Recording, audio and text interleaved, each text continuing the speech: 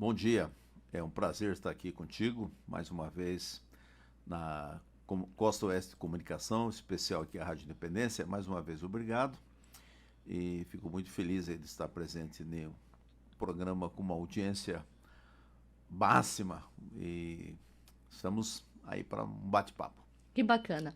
Doutor, vamos começar falando, a gente tem muito assunto para conversar, né? Dando uma pincelada, assim, a gente pretende falar um pouquinho sobre as questões também, além de falar da Ressomed, sobre a questão da saúde agora, né? Da área da pediatria, essas doenças que vão vindo com o inverno, também Zika, com o mosquito da dengue transmite a Zika, consequências. A gente pode falar também um pouquinho sobre as vacinas agora que estão vindo, né? Para as Perfeitamente. crianças.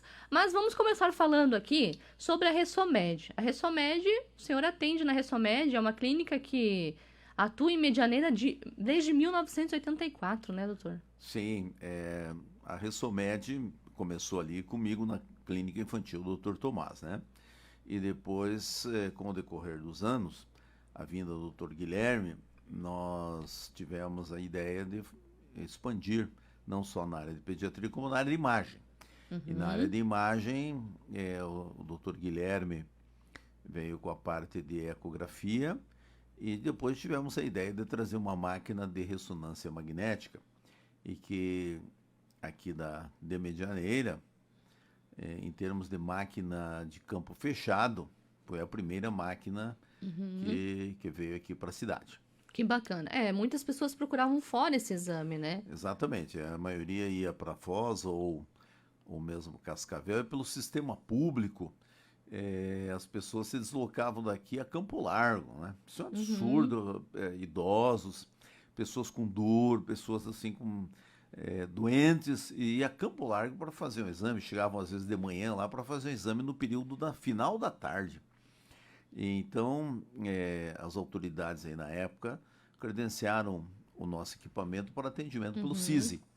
E a gente presta serviço ao CISI, presta serviço à Unimed, a particulares, e já estamos aí com a ressonância magnética há 6 anos. Que bacana. É importante ter esse equipamento em Medianeira, porque afinal, Medianeira se tornou um pequeno polo também da saúde aqui, atendendo os municípios da região, né? Sem dúvida nenhuma. A micro-região aqui vem para cá. Por exemplo, a Unimed Oeste do Paraná, a área de atuação é de 12 municípios, né? Uhum. E o centro da Unimed Oeste do Paraná é Medianeira. Sim. Bom, vamos falar um pouquinho então da ressonância magnética, doutor, porque muita gente ainda existe um tabu, tem gente que tem um pouco de medo, de receio. O que é a ressonância magnética? São irradiações eletromagnéticas, sabe?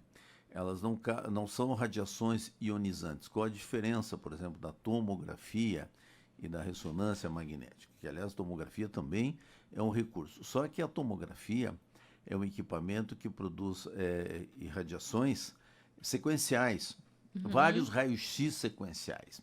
Então a gente sabe que o raio-x ele é fundamental na área da saúde, mas o excesso de irradiação nunca foi bom, não é bom.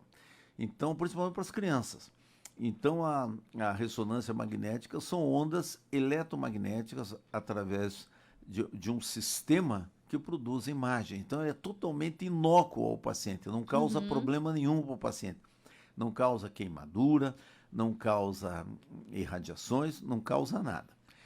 No caso da campo fechado, é aquele túnel. Sim. Evidentemente que tem algumas pessoas que têm uma certa Uhum. fobia, mas a grande maioria entende bem e aceita bem o exame e cujas imagens são imagens assim que a gente chama de padrão ouro, gold, Uhum. padrão ouro, porque são extremamente perfeitas, onde causa para o médico que pede um resultado muito preciso. É um exame que, dependendo da situação, ele é necessário. Isso que precisa ser entendido, né? É um exame assim que a gente chama de algumas situações é critério ouro, é o critério que vai definir isso. Uhum. Por exemplo, exames de coluna, não tem exame melhor que a ressonância magnética. Sim. Ela define imagens, por exemplo, uma microlesão é achado na ressonância magnética, coisa que no raio-x não aparece e às vezes na tomografia também não aparece. Bacana. Doutor, e tem é proibido, tem alguma coisa que, no caso assim, alguma situação em que é proibido você fazer esse exame?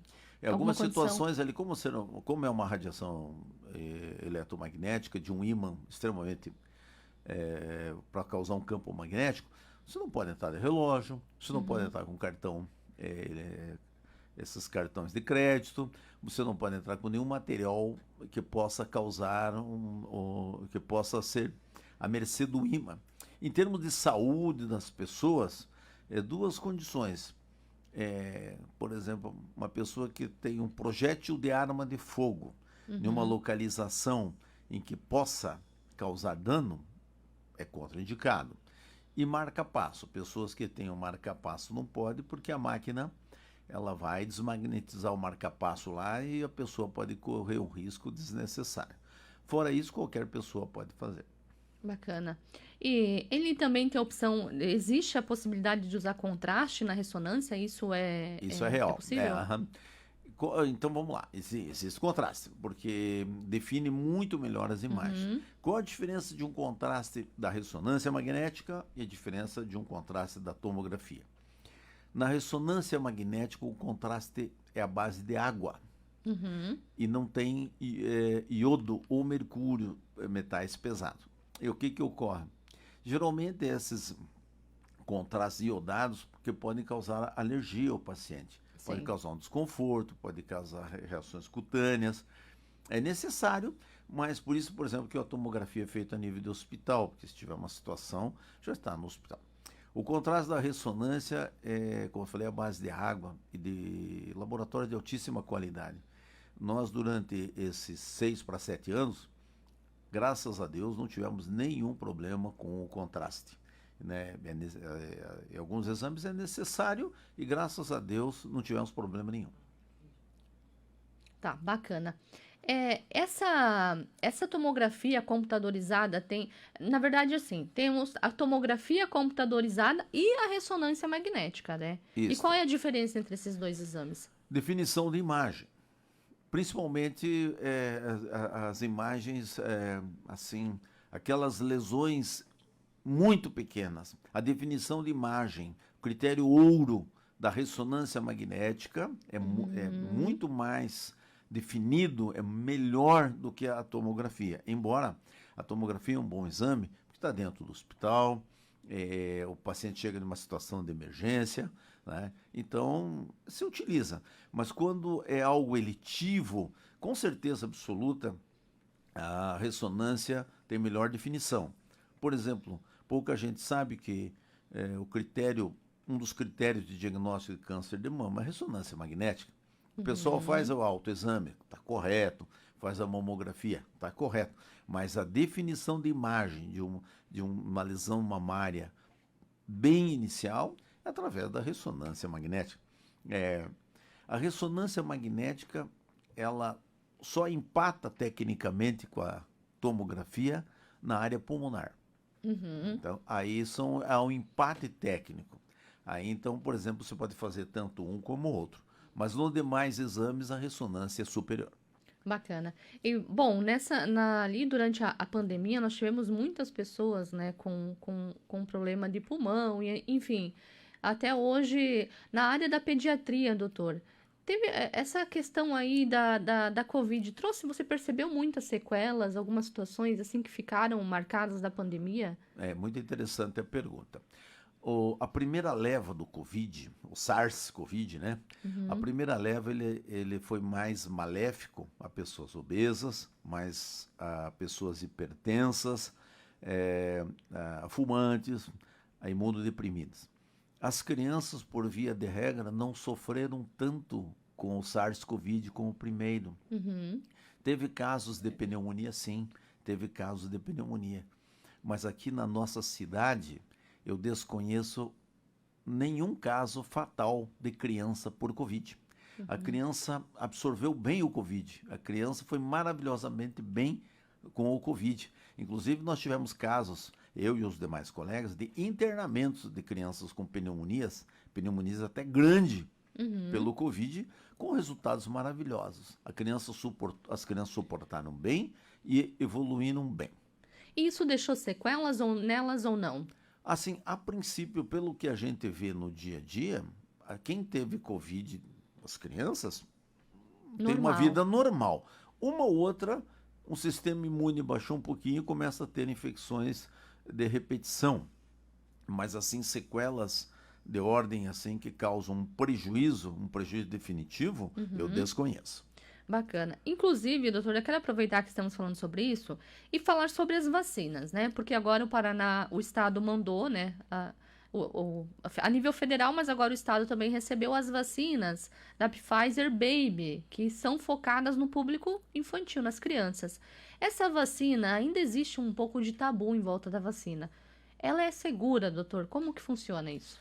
Da seguinte maneira, veja bem, a polêmica da vacina foi através de uma discussão política. Então, um grupo falava uma coisa, o grupo falava. A vacina ela não é política, a vacina é científica.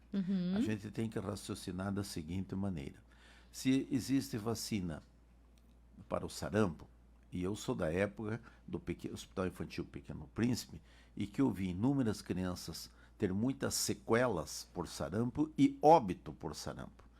Cegueira, surdez, pneumonias graves. Então, o sarampo era uma doença que matava. Com o advento da vacina, erradicou o sarampo do Brasil. Praticamente não tem sarampo no Brasil. Olha a qualidade de vida que nós damos para nossas crianças hoje. Então, a vacina do Covid tanto deu resultado que, a partir do momento da vacinação em massa, os casos foram diminuindo e os óbitos diminuindo. Aí você há de me perguntar assim, mas doutor, o senhor falou assim que as Covid para criança não é grave. Sim, não, realmente, mas ela transmite o vírus para uma pessoa hipertensa, para uma pessoa que tem suscetibilidade. Então, por isso, a indicação sumária da vacina. Não é o doutor Tomás que está indicando a vacina. Sociedade Americana de Pediatria, Sociedade Europeia de Pediatria, Sociedade Brasileira, Paranaense. Então, a Sociedade Médica indica a vacina. Como é que o doutor Tomás vai contraindicar a vacina? Sim. Ah, doutor, mas falaram que deu isso, que dá aquilo, dá complicações. Então, foi feito um estudo nos Estados Unidos com 8 milhões de crianças vacinadas. Nenhuma teve óbito. Não teve óbito. Nenhuma teve morbidade grave. O que aconteceu? Algumas tiveram febre, algumas tiveram dor local, algumas tiveram 2 dias de mal-estar. Mas assim, em termos de gravidade, nenhum caso. Então, eu como médico, eu indico não a vacina do Covid, eu indico todas as vacinas disponíveis, tanto da rede pública, que é uma gama muito grande, quanto também a quem não tiver, procurar a rede particular. Sim. Inclusive é interessante, doutor, isso que o senhor acabou de comentar, porque assim, não é só a questão da vacina da Covid.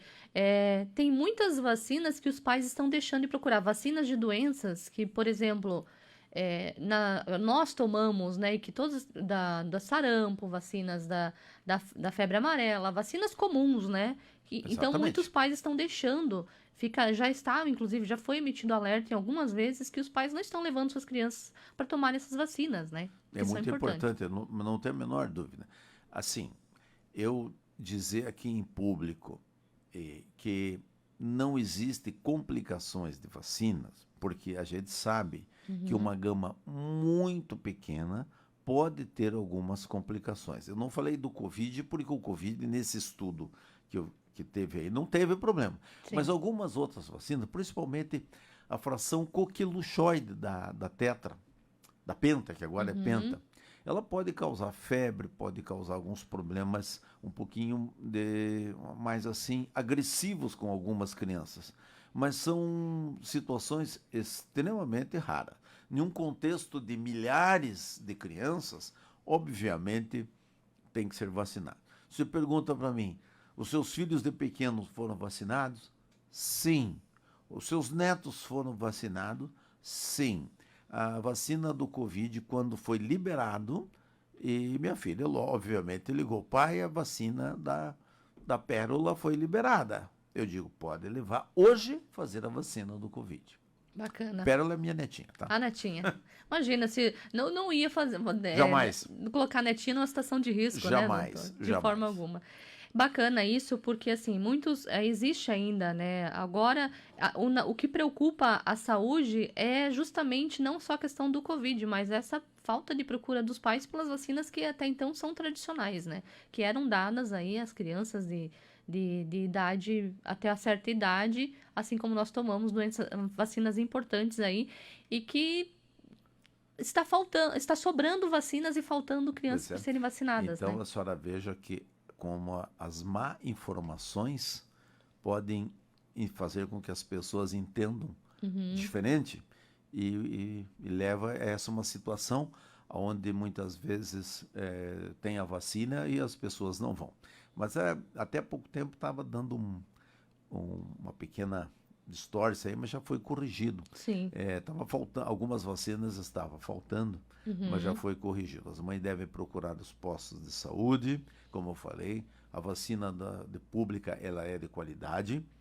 As que não tem na rede pública, que é muito pouco, procurar alternativas, né? Uhum. Particular, fazer, porque toda criança imunizada com certeza tem menos chance de ficar doente. Bom, e agora, doutor, vindo aí essa mudança, nós estamos no verão, mas daqui a pouco começamos já com o outono, falta pouco tempo aí, né, para iniciarmos aí a fase do ano em que começa aquelas. Muitas mães sofrem aí com seus pequenos em casa, tosse, doenças respiratórias, né? E o importante agora, o que que é importante para os pais saberem neste momento?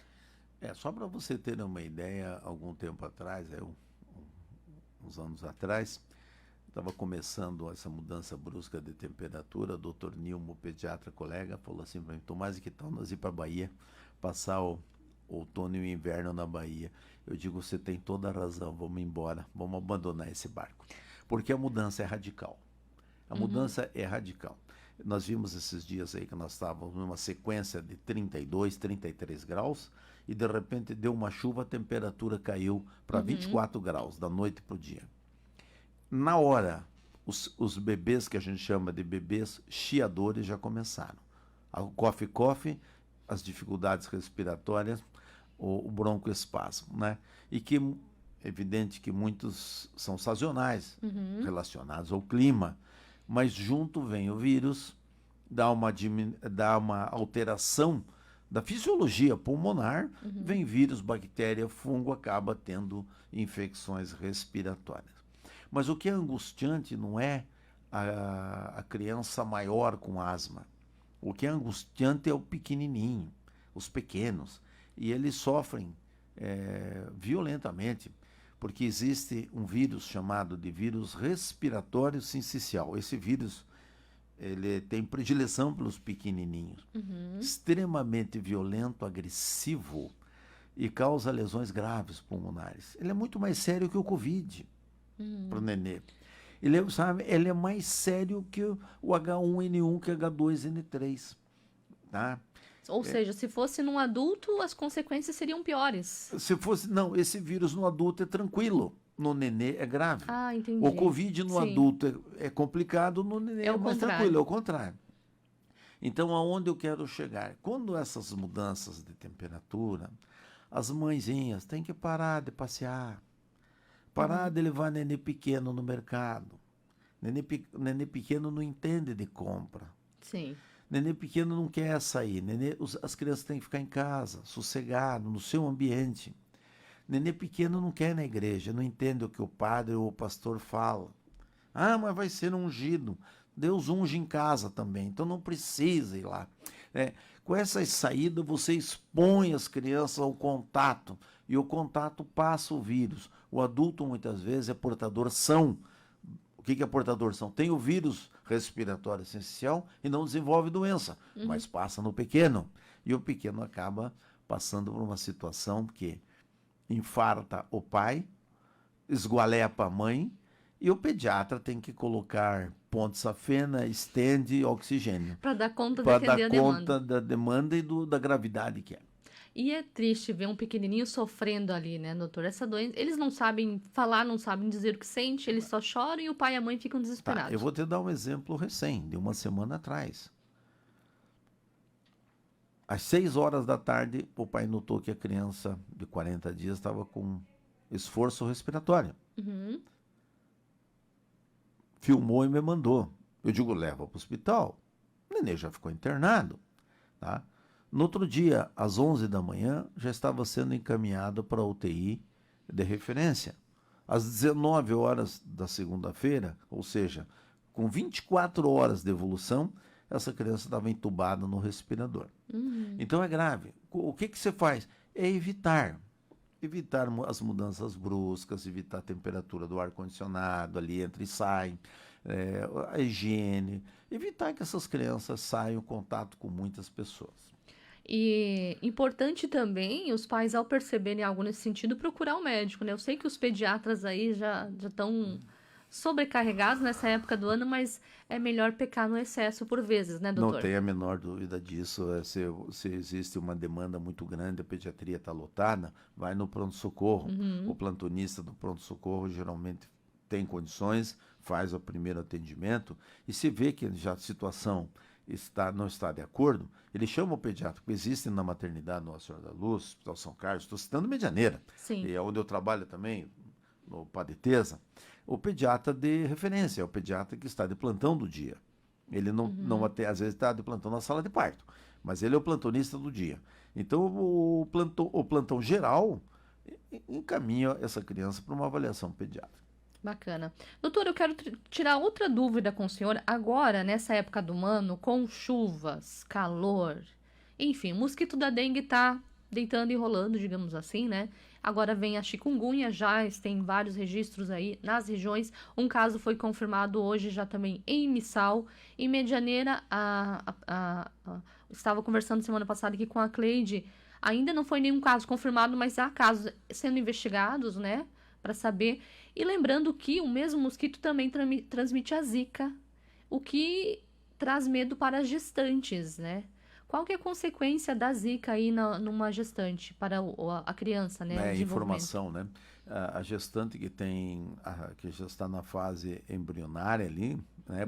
Se o nenê já está, geralmente já informação próxima a nascer, é muito difícil ter problema. Mas se ele está mais na forma de embrião em formação, não somente a Zika, o chikungunya, o dengue, né? Existe a rubéola, existem vários vírus, vírus de inclusão citomegálica, que é o citomegalovírus. Mas nessa época, pela endemia, né? Pela pandemia, então é muito perigoso, principalmente as lesões cerebrais graves no nenê. Causa lesões cerebrais graves e a gente sabe que há um tempo atrás houve um surto, entre aspas, de microcefalia, né? Sim. Então as crianças nascem com o cérebro pequeno, com uma deformidade cerebral, causando, infelizmente, alterações neurológicas importantes, né? Então, é evidente que as pessoas têm que evitar, as pessoas têm que fazer a sua parte. Embora eu sempre digo, o mosquito, ele é inteligente, ele tem que sobreviver na natureza. E ele está optando por situações assim que não é o dia a dia, né? Porque todo mundo sabe, água limpa, poças, mas até em pequenas folhas, em calhas, o mosquito está sobrevivendo. Está tendo. Nesse momento, por exemplo, eu tenho uma criança internada com quadro sugestivo de dengue, porque como o dengue é mais comum, a gente fala dengue, Sim. né? Mas o ideal é fazer o exame no LACEN para ver se é dengue, chikungunya ou zika. Sim. Esse é o ideal. Bom, e nesse caso aí, nessas doenças, o melhor é a prevenção, não tem o que fazer, né? O ideal seria a prevenção, o cuidado, um cuida do outro. Esses dias eu chamei na minha propriedade o pessoal da vigilância sanitária, porque estava tendo alguns mosquitos.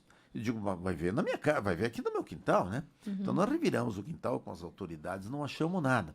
Mas ali na minha área ali está aparecem os mosquitinhos da dengue. Então algum local ali naquela região está tendo um foco. Sim. Eu já mandei limpar a calha, até a calha do vizinho, que é da APMI, eu limpei. Mas você veja, escapa, né? Algum bichinho tem ali, porque eu tenho visto de vez em quando o bichinho por ali. Ou seja, tem que ser um trabalho em equipe, né? Com todo certeza, mundo tem que colaborar. Todo mundo tem que colaborar, é isso mesmo. Porque a doença vem. E veio a doença desde uma simples febre, calafrios, um mal-estar, como uma dengue hemorrágica, uma zika que possa causar uma lesão grave em um nenezinho, né? É isso mesmo. Bom, doutor, agora são 7h40, né? Eu quero agradecer a sua Já? presença. Já passou rápido, né? É que com você o papo foi Ai, ó, maravilhoso. que bom, então, viu? Passou rápido. Eu falei assim, vamos conversar em quase meia hora. Achamos que seria muito e passou, né? Porque são informações importantes, né, doutor? Eu É espero importante falar sobre isso.